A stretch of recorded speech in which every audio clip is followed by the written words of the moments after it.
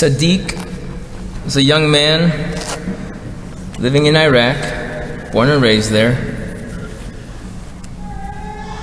watching a video on television, a broadcast of one of the ISIS terrorists declaring whatever declaration they had to do that day and proceeding to execute someone.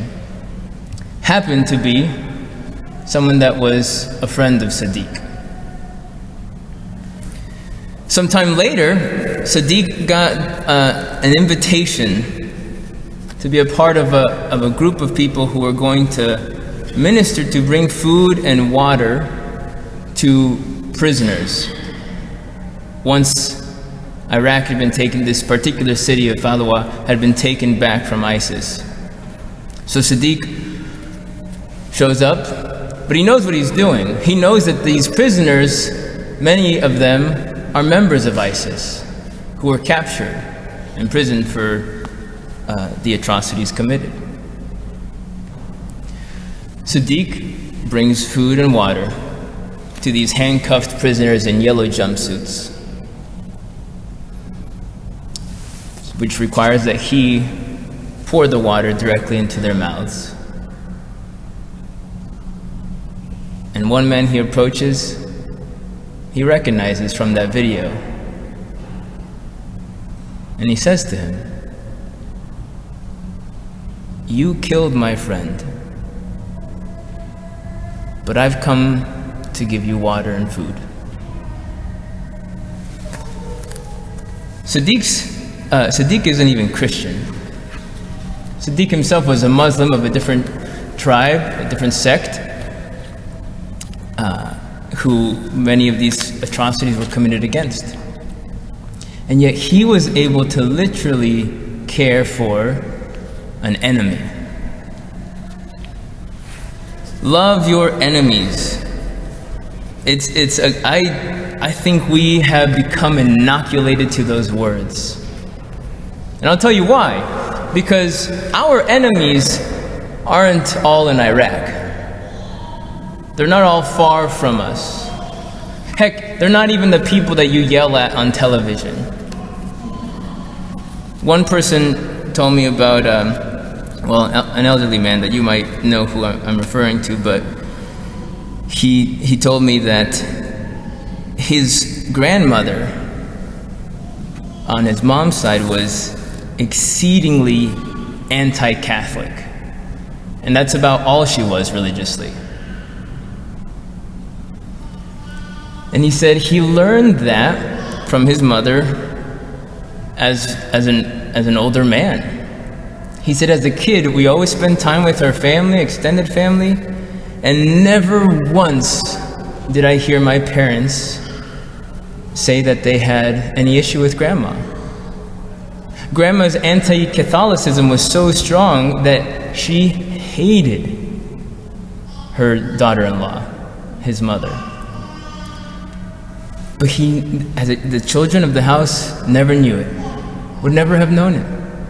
Because not even a single word of disrespect came out of his mother's mouth. Sometimes our enemies are in our own homes. Young people, let's be honest. Some days, your enemies are your parents. They're the enemies of your freedom. They're the enemies of your ideas. They're the enemies of the peer pressure that you get and that you want to follow.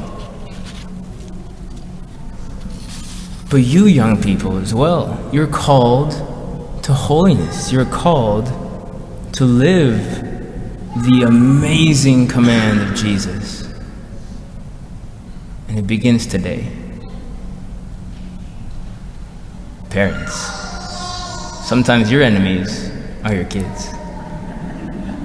The enemies of the hopes and expectations you spend years creating in your minds.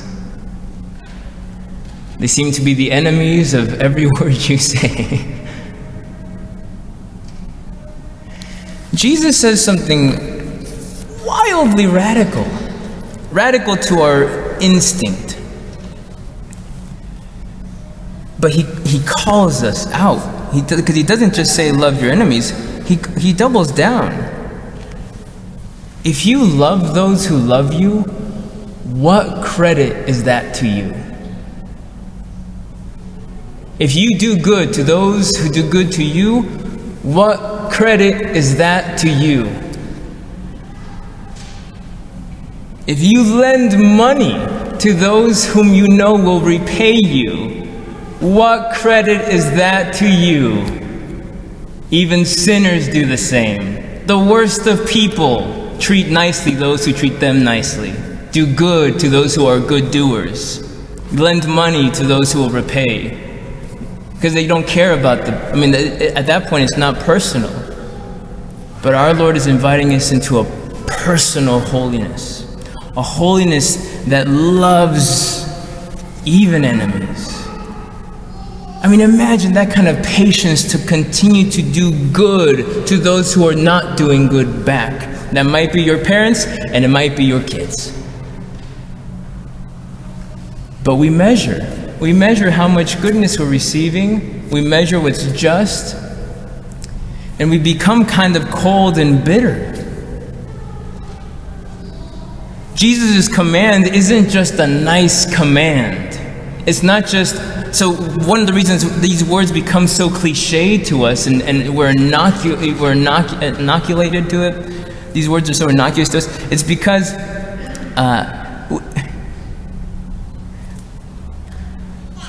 we measure.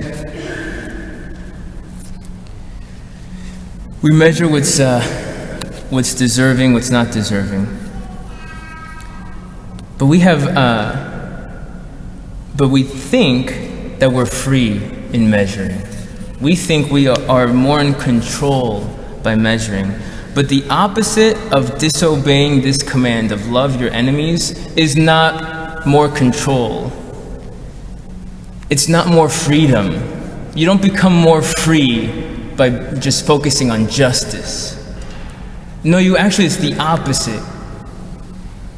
Look around you. The opposite, if we don't live out, if we don't strive, albeit, sure, we're going to be imperfect, but if we don't strive to do good, to take action to those who don't do good, to love those who don't love us back, to lend money to those who we know will not repay us, if we don't strive to love our enemies as Jesus commands, we become more and more slaves. Think about it. Look around you. Resentment creeps in. We resent the evils, the injustices. And we have every reason to be upset about injustice. Jesus is not condoning injustice.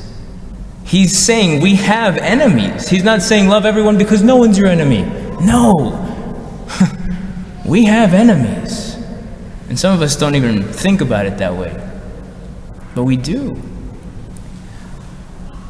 But if we dwell, we become cold, resentful. Kids, doesn't that happen? Parents, it happens within your own families. Maybe it's not immediate family, maybe it's extended family, maybe it's dear friends. Few people haven't tasted betrayal. Resentment creeps in.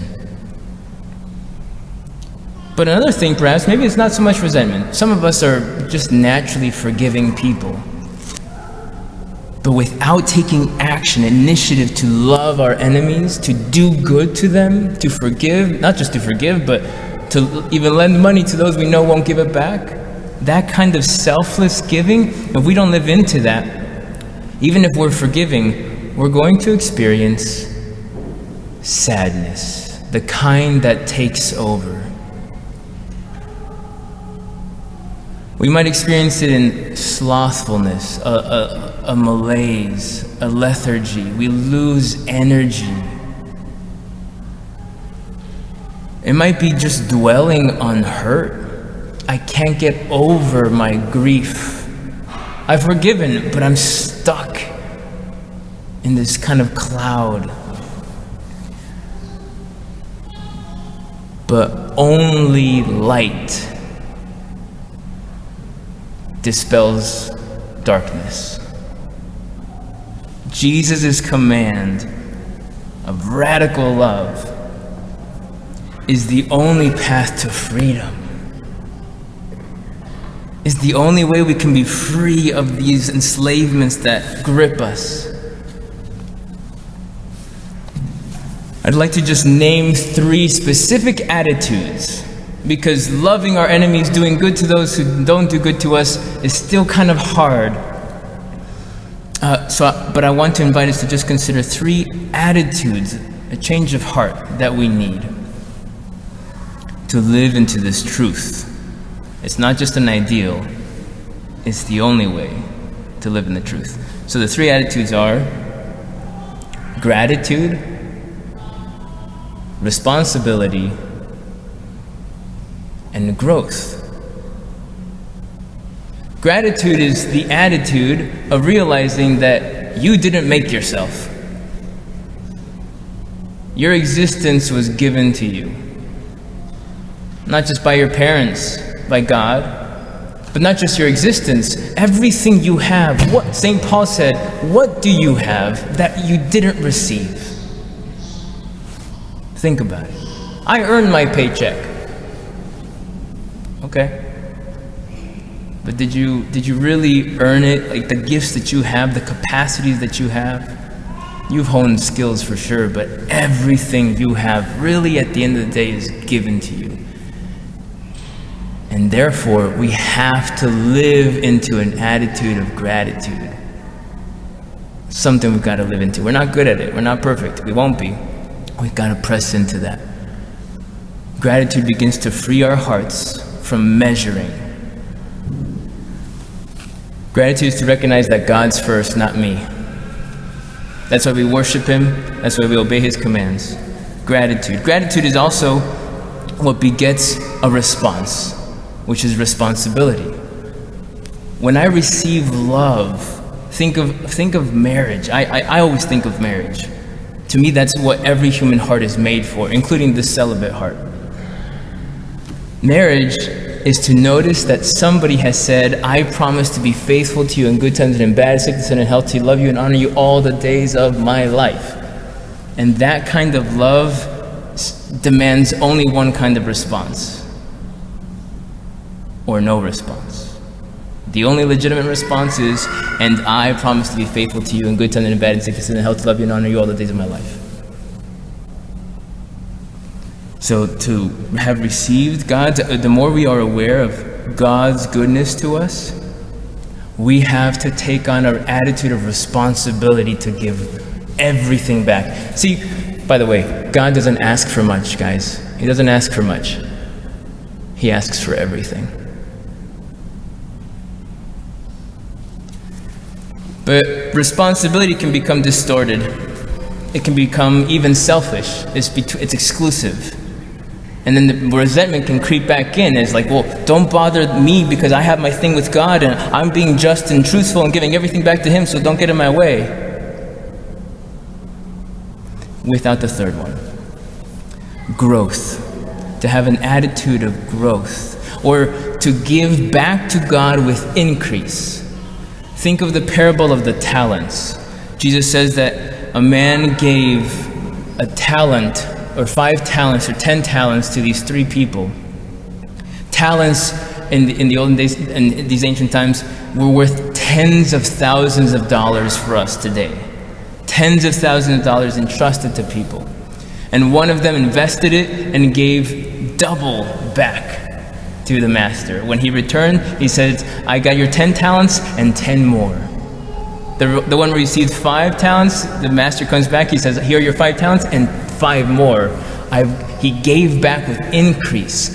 And the one who did not give back with increase, the one who, hey, here's the 1 talent you gave me, and here it is back, sounds fair, he is called wicked. Kinda harsh. Unless you don't realize that the love that God is calling to is this love that's beyond generous. this love that's self-emptying, this love that gives back with a total response, one that's wanting to give, needs to give with increase, is the only kind of love that's real. The other is self-protection. I was fearful of you. I didn't want to risk. I didn't want to take any risks. There's no love without risks. So let's take on that attitude. Gratitude, responsibility, growth. This kind of love that gives to those who don't give back is essential. Because otherwise, I mean, in any case, the measure with which you measure will be measured back to you. And we all need God's mercy.